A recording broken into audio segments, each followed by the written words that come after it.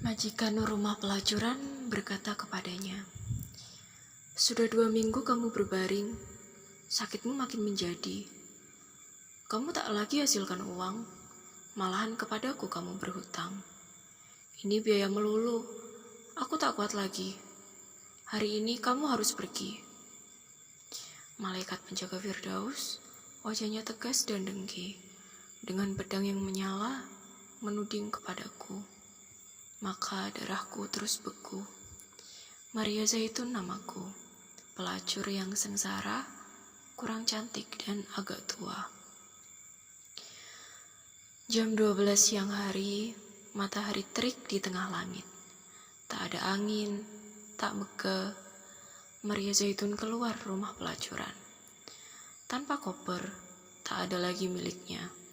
Teman-temannya membuang muka. Sempoyongan ia berjalan, badannya demam, sipilis membakar tubuhnya. Penuh borok di kelangkang, di leher, di ketiak, dan di susunya. Matanya merah, bibirnya kering, gusinya berdarah. Sakit jantungnya kambuh pula. Ia pergi kepada dokter. Banyak pasien lebih dulu menunggu. Ia duduk di antara mereka. Tiba-tiba orang-orang menyingkir dan menutup hidung mereka. Ia meledak marah, tapi buru-buru juru rawat menariknya. Ia diberi giliran lebih dulu, dan tak ada orang memprotesnya. "Maria Zaitun, utangmu sudah banyak padaku," kata dokter. "Ya," jawabnya. "Sekarang uangmu berapa?" "Tak ada." Dokter geleng kepala dan menyuruhnya telanjang. Ia kesakitan waktu membuka baju, sebab bajunya lekat di borok ketiaknya. "Cukup," kata dokter, dan ia tak jadi meriksa. Lalu ia berbisik kepada juru rawat, "Kasih ia injeksi vitamin C." Dengan kaget, juru rawat berbisik kembali, "Vitamin C? Dokter, paling tidak ia perlu Salvarzan. Untuk apa? Ia tak bisa bayar. Dan lagi, sudah jelas ia hampir mati. Kenapa mesti dikasih obat mahal yang diimpor dari luar negeri?" Malaikat penjaga Firdaus, wajahnya iri dan dengki, dengan pedang yang menyala, menuding kepadaku. Aku gemetar ketakutan, hilang rasa, hilang pikirku. Maria Zaitun namaku, pelacur yang takut dan celaka.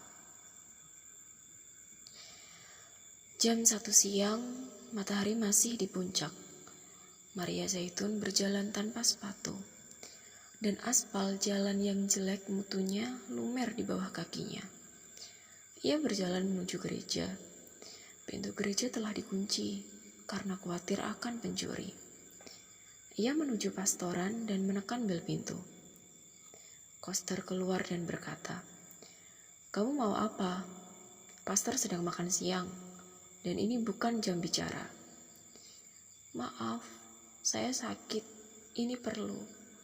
Koster meneliti tubuhnya yang kotor dan berbau, lalu berkata, "Asal tinggal di luar, kamu boleh tunggu. Aku lihat apa pastor mau terima kamu." Lalu Koster pergi menutup pintu. Ia menunggu sambil belingsatan dan kepanasan. Ada 1 jam baru pastor datang kepadanya. Setelah mengorek sisa makanan dari giginya, ia nyalakan cerutu, lalu bertanya, "Kamu perlu apa?" Bau anggur dari mulutnya, selopnya dari kulit buaya. Maria Zaitun menjawabnya, "Mau mengaku dosa. Tapi ini bukan jam bicara. Ini waktu saya untuk berdoa." "Saya mau mati." "Kamu sakit?" "Iya, saya kena Raja Singa." Mendengar ini, pastor mundur 2 tindak. Mukanya mungkret. Akhirnya agak keder, ia kembali bersuara, "Apa kamu kupu-kupu malam?" "Saya pelacur." "Iya." "Santo Petrus, tapi kamu Katolik." "Iya, Santo Petrus." 3 detik tanpa suara. Matahari terus menyala. Lalu pastor kembali bersuara, Kamu telah tergoda dosa. Tidak tergoda, tapi melulu berdosa. Kamu telah terbujuk setan. Tidak, saya terdesak kemiskinan dan gagal mencari kerja. Santo Petrus, Pater, dengarkan saya. Saya tak butuh tahu asal-usul doa saya. Yang nyata, hidup saya sudah gagal. Jiwa saya kalut, dan saya mau mati. Sekarang saya takut sekali. Saya perlu Tuhan atau apa saja untuk menemani saya. Dan muka pastor menjadi merah padam. Ia menuding Maria Zaitun. Kamu galak seperti macan betina. Barangkali kamu akan gila. Tapi tak akan mati. Kamu tak perlu pastor. Kamu perlu dokter jiwa. Malaikat penjaga Firdaus, wajahnya sombong dan dengki, dengan pedang yang menyala menuding kepadaku. Aku lesu tak berdaya, tak bisa nangis, tak bisa bersuara. Maria Zaitun namaku, pelacur yang lapar dan dahaga. Jam 3 siang, matahari terus menyala, dan angin tetap tak ada. Maria Zaitun bersijingkat di atas jalan yang terbakar. Tiba-tiba ketika nyebrang jalan, ia kepleset kotoran anjing. Ia tak jatuh, tapi darah keluar dari borok di kelangkangnya dan meleleh di kakinya. Seperti sapi telah melahirkan, ia berjalan sambil mengangkang. Di dekat pasar ia berhenti. Pandangannya berkunang-kunang, napasnya pendek-pendek. Ia merasa lapar, tapi orang-orang pergi menghindar. Lalu ia berjalan ke belakang satu restoran. Dari tong sampah ia kumpulkan sisa makanan. Kemudian ia bungkus hati-hati dengan daun pisang, lalu berjalan menuju keluar kota. Jam 4 siang, seperti siput ia berjalan. Bungkusan sisa makanan masih di tangan, belum lagi dimakan. Keringatnya bercucuran, rambutnya jadi tipis, mukanya kurus dan hijau seperti jeruk yang kering. Lalu jam 5, ia sampai di luar kota. Jalan tak lagi beraspal, tapi debu melulu. Ia memandang matahari dan pelan berkata, "Berdebah." Sesudah berjalan 1 kilo lagi, ia tinggalkan jalan raya dan berbelok masuk sawah berjalan di pematang. Jam 6 sore, Maria Zaitun sampai ke kali. Angin bertiup, matahari turun. Hari pun senja. Dengan lega ia rebah di pinggir kali. Ia basuh kaki, tangan, dan mukanya. Lalu ia makan pelan-pelan. Baru sedikit ia berhenti. Badannya masih lemas, tapi nafsu makannya tak ada lagi. Lalu ia minum air kali. Jam 7 dan malam tiba. Serangga bersuiran. Air kali terantuk batu-batu.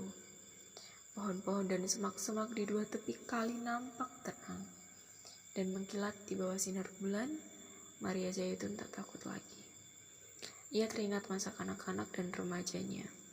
Mandi di kali dengan ibunya, memanjat pepohonan, dan memancing ikan dengan pacarnya.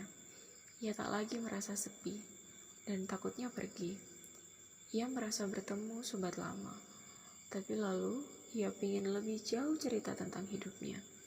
Lantaran itu, ia sadar lagi kegagalan hidupnya. Ia jadi berduka, dan mengadu pada sobatnya, sembari menangis terseduh-seduh. Ini tak baik buat penyakit jantungnya. Waktu, bulan, pohonan, kali, borok, sipilis, perempuan bagai kaca kali memantul cahaya gemilang. Rumput ilalang berkilatan, bulan. Seseorang lelaki datang di seberang kali. Ia berseru, "Maria Zaitun, engkaukah itu?" "Ya," jawab Maria Zaitun keheranan. Lelaki itu menyeberang kali. Ia tegap dan elok wajahnya. Rambutnya ikal dan matanya lebar. Maria Zaitun berdebar hatinya. Ia seperti pernah kenal lelaki itu. Entah di mana. Yang terang tidak diranjang. Itu sayang, sebab ia suka lelaki seperti dia. Jadi kita ketemu di sini. kata lelaki itu. Maria Zaitun tak tahu apa jawabnya, sedang sementara ia keheranan. Lelaki itu membungkuk mencium mulutnya. Ia merasa seperti minum air kelapa. Belum pernah ia merasa ciuman seperti itu.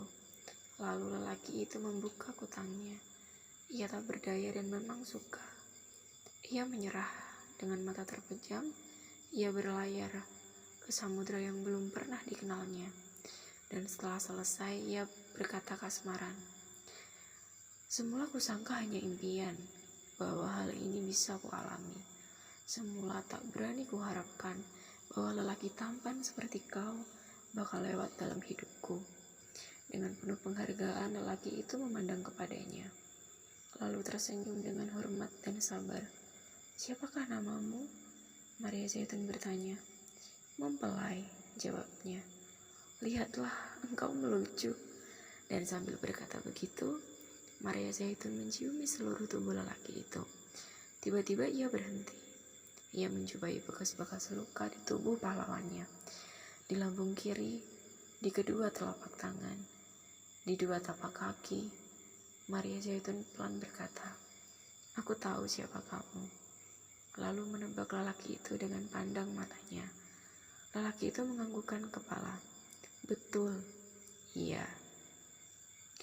Malaikat penjaga Firdaus, wajahnya jahat dan dengki. Dengan pedang yang menyala, tak bisa apa-apa. Dengan kaku ia beku, tak berani lagi menuding padaku. Aku tak takut lagi. Sepi dan duka telah sirna. Sambil menari, ku masuki taman Firdaus, dan ku makan apel sepuasku. Maria Zaitun namaku. Pelacur dan pengantin adalah saya.